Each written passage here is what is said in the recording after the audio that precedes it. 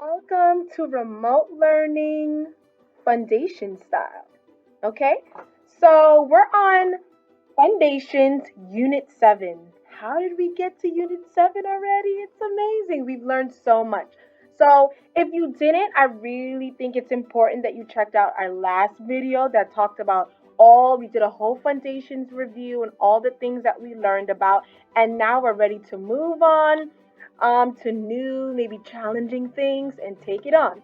Okay, so before we move on, we want to start out with our glued sounds that we learned last time. So we learned about what is this sound? A-N-G makes, I can't hear you. Okay, I really can't, but ang.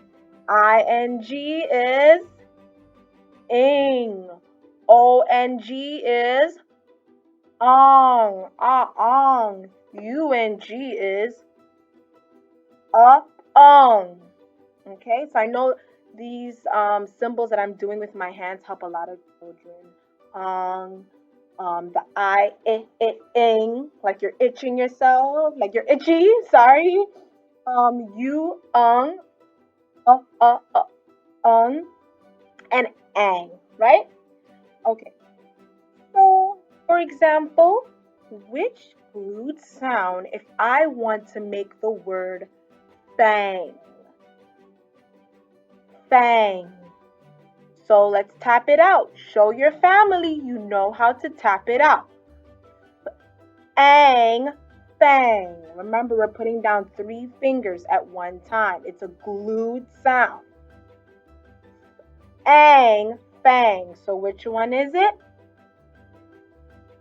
Ding, ding, ding, the first one. What if I wanted to do the word song? Let's tap it out together. Ong, song. Which one of these have the ong sound? Please say it before I tap it. Ding, ding, ding. Right here. Ong. Okay, what if I wanted to make the word ring? I heard the phone ring. Ring. Ring. Ring. How would I do that? Which glued sound has the ing? Ing. I-N-G. Ding, ding, ding. Okay, you see the last one is if I was making the word long. Ong, long. Okay, ding, ding, ding. Long, ong, ring, sang, and song. Okay? So we're doing so well. And I'm going to move on. Let's move on to base words. Base word, suffix. Ooh, what is that? So the base word, I'm going to start by just showing you and then having you go on your own and try it. So I'm going to show you the base word, dog. Dog is the base word. So what is dog? The base word. Okay? So dog is the base word. Now we're going to add the suffix. What am I going to add? The suffix, which is an S.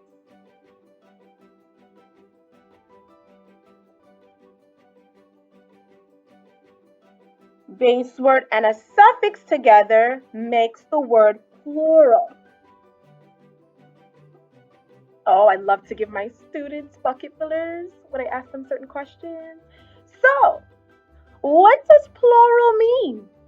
Plural means, come on, I know you can do it. It means more than what? More than, can you see it? Oh, I don't think you can. More than one. That's what it means, more than one. Okay? That's what plural means. So my goal is to make words that are plural, or your goal for today. So I'm going to give you a word and you're going to see how you're going to make that word plural. So for example, the word shop. What would I have to do to make this word plural or more than one? I would have to add an right? So shop becomes shops. We just like that, we made it plural. Okay? What about the word shall? What would I have to do? Add a s. Makes it more than one. What about the word oh?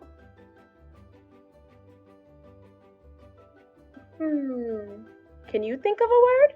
Why don't you turn to the person next to you and think of a word and then think of how you would make that word plural.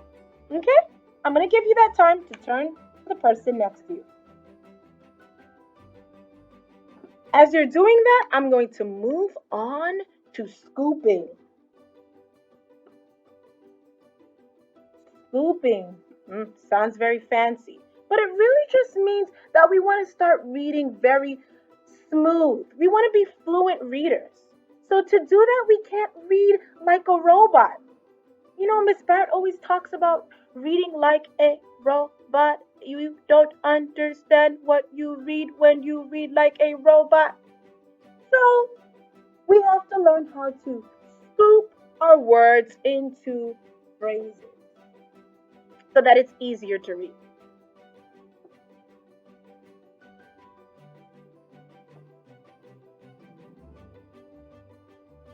Okay, so here is the question. Let's see how we're going to read it. Where are your socks? Do I sound like a robot? Be honest. Be honest. Does Miss Barrett sound like a robot right now? Yes, I sound like a robot. Where are your socks? We can't sound like a robot. We're moving up. We want to go to 3rd grade.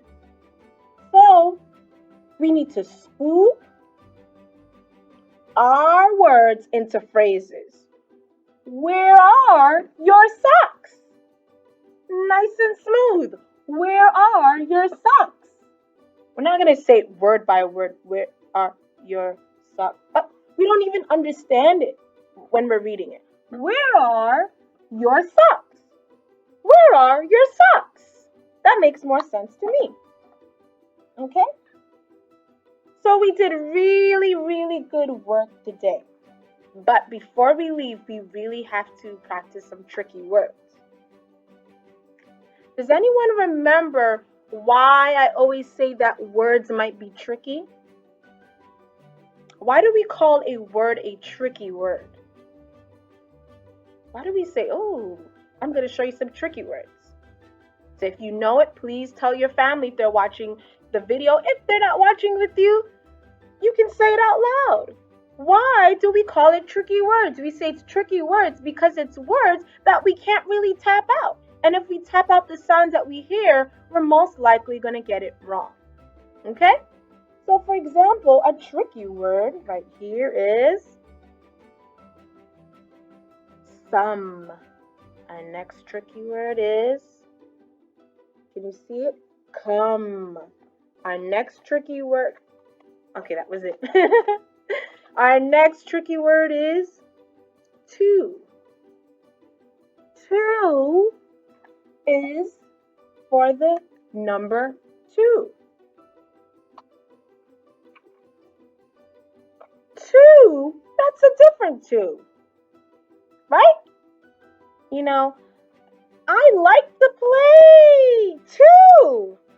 If somebody says to you, you know, I like to play, and I'm saying I like to play too. That means we both like to play. So this is a different 2 from this. 2 different 2s. Uh-oh. I don't want to confuse you guys. And last tricky word, very.